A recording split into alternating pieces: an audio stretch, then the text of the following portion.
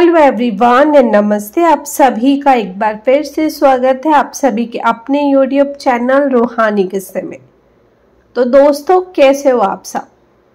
आशा करती हूँ आप सभी लोग अपने अपने जीवन में मस्त, खुश, स्वस्थ और व्यस्त होंगे।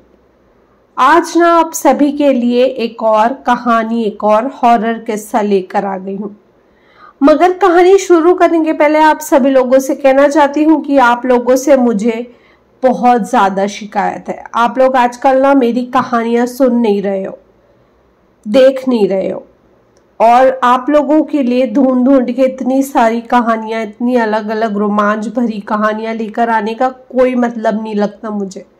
आप लोगों का कोई व्यूज़ ही नहीं आ रहा है और मुझे बहुत अफेक्ट करता है ये सब चीज़ें। तो आप सभी लोग अपना प्यार बनाए रखें, मेरी स्टोरी देखते रहें, मुझे मोटिवेशन मिलता रहता है। तो चलिए आप लोगों को आज की कहानी बताती हूँ।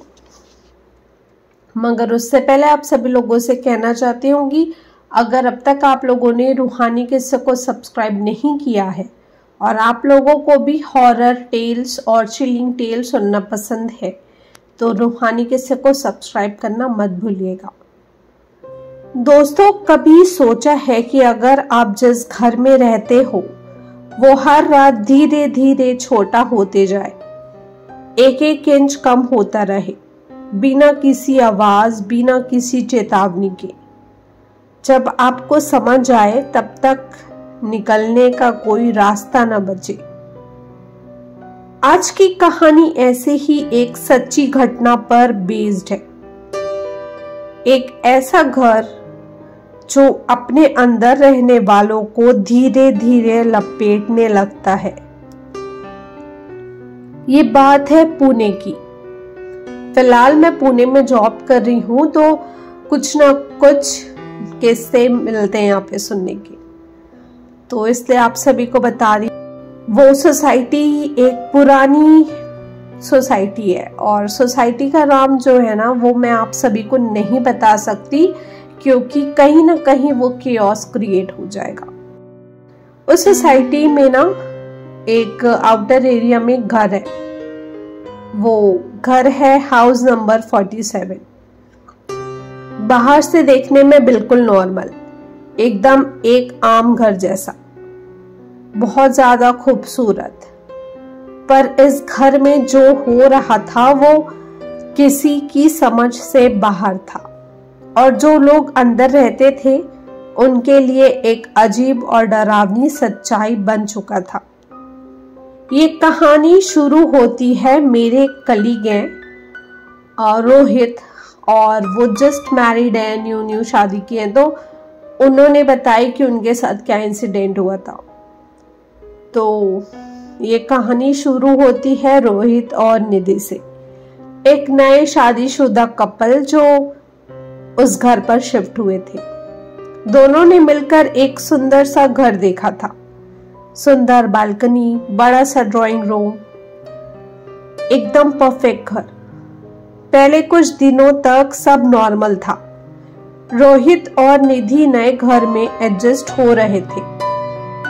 रात को आराम से सोते, सुबह उठते, ऑफिस जाते, कोई टेंशन ही नहीं थी। लेकिन फिर एक दिन एक अजीब बात नोटिस हुई। निधि को महसूस हुआ कि बेड का कॉर्नर जो पहले दूर था अब थोड़ा पास लग रहा है। पहले उसे बेड से उठकर दूर तक चलने में 7-8 कदम लगते थे। उस कॉर्नर तक पहुंचने में अब सिर्फ 6 कदम में ही पहुंच रही थी। पहले तो निधि को लगा शायद उसने गलत गिना होगा, लेकिन अगले दिन फिर ऐसा ही हुआ। अगले दिन वो 5 कदम में वो कॉर्नर पहुंच जा रही थी। एक रात क्यूरियोसिटी में निधि ने ड्राइंग रूम की लंबाई नाप ली। एक टेप लेकर पूरा मेजरमेंट किया। सुबह फिर से मेजरमेंट किया और जो देखा उससे उन दोनों की रात की नींद उड़ गई। घर एग्जैक्टली 1 इंच छोटा हो चुका था। रोहित पहले हंसता रहा, बोला, अरे यार तू भी ना इतना ओवरथिंक मत कर निधि। पर जब उसने भी अपने तरीके से नापना शुरू किया तो सच्चाई सामने थी। घर हर रात 1 इंच छोटा हो रहा था, बिना किसी आवाज के, बिना किसी नोटिस के। अब टेंशन बढ़ गई। दोनों ने घर के चारों तरफ चेक किया। वॉल्स सॉलिड थी, कोई स्लाइडिंग पैनल नहीं था, कोई सीक्रेट पैसेज भी नहीं था। सब कुछ नॉर्मल लग रहा था, पर फिर भी ये नॉर्मल नहीं था। एक दिन उन्होंने एक और एक्सपेरिमेंट किया। एक ग्लास लेते हैं उन लोग और उसको पानी से भरते। पानी से भरने के बाद दरवाजे के पास रख देते। उन लोगों का आइडिया ये था कि अगर घर छोटा हो रहा है तो ग्लास भी किसी न किसी तरह हिलना चाहिए। अगले दिन जो उन लोगों ने देखा, उनका दिल रुक गया। ग्लास 1 इंच अंदर शिफ्ट हो चुका था, मतलब कि घर से वॉल से नहीं, अंदर से भी स्क्वीज हो रहा था। अब घर एक अजीब सी जगह बन गया था। रात को सोने जाते तो एक अजीब सी बेचैनी होती। वॉल्स धीरे धीरे पास आती महसूस होती।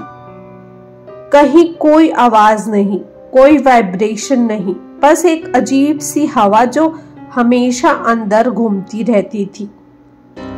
एक रात निधि बाथरूम गई और जैसे ही पलटी, मिरर के रिफ्लेक्शन में उसको एक चेहरा दिखा।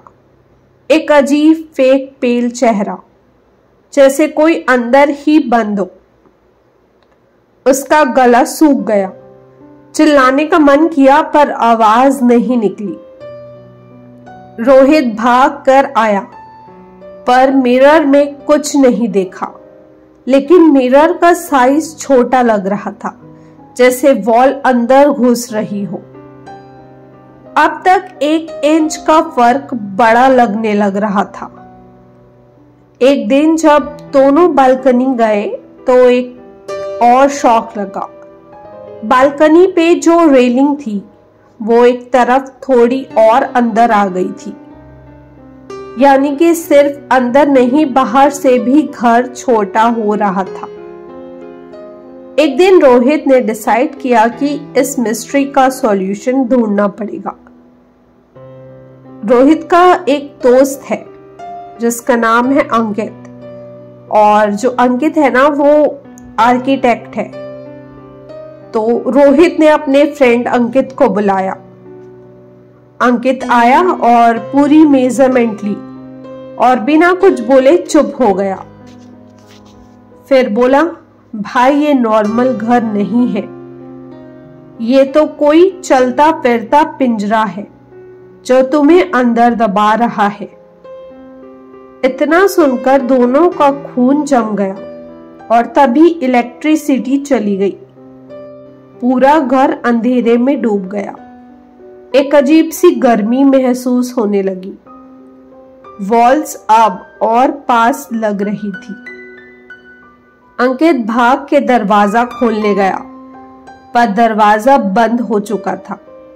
रोहित और निधि भी भाग के आए। दरवाजा हिल नहीं रहा था, कोई लॉक नहीं, कोई लैच नहीं, पर फिर भी बंद था।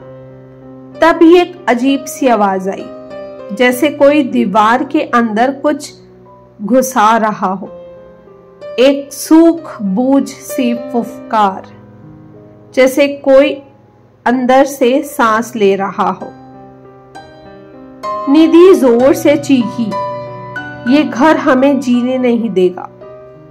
अंकित ने एक हथौड़ा उठाया जो रिपेयर के सामान में पड़ा था और जोर से दीवार पर दे मारा। एक भयानक चीज सामने आई। अंदर एक पुरानी दीवार थी जिसमें हाथों के निशान बने थे, जैसे किसी ने अंदर से चिल्लाने की कोशिश की हो।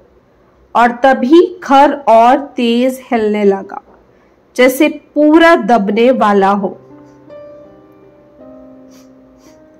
तीनों ने एक और जोर से वार मारा और एक छोटा सा होल बन गया।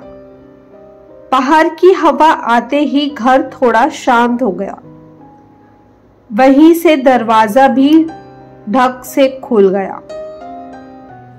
तीनों बिना पीछे देखे भागे।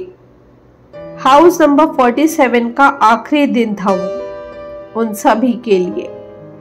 बाद में उन्हें पता चला कि ये घर एक पुरानी हवेली के ऊपर बना हुआ है, जिसमें कभी एक मासूम फैमिली को जिंदा चुनवा दिया गया था। वही आत्मा शायद अपनी जगह वापस चाह रही थी। घर अब भी वहां है, पर कोई उसमें नहीं रहता। लोग कहते हैं कि अगर उस घर के पास जाओ तो एक अजीब गर्मी महसूस होती है, जैसे घर अब भी सांस ले रहा हो। तो दोस्तों, कभी नए घर में शिफ्ट होने से पहले एक बार देख लेना कि कहीं दीवारों के अंदर कोई आत्मा तो नहीं। कहीं आपका घर भी हर रात छोटा तो नहीं हो रहा। तो दोस्तों, इतनी ही थी आज की सत्य घटना। आशा करती हूँ आप सभी को ये कहानी अच्छी लगी होगी। अगर आप सभी को ये कहानी अच्छी लगी हो तो इस कहानी को एक लाइक और मेरे चैनल को सब्सक्राइब करना मत भूलिएगा। और आप लोगों से मैं कल फिर से मिलती हूँ एक और किस्से के साथ, एक और कहानी लेकर। तब तक के लिए bye bye, take care and thank you for watching.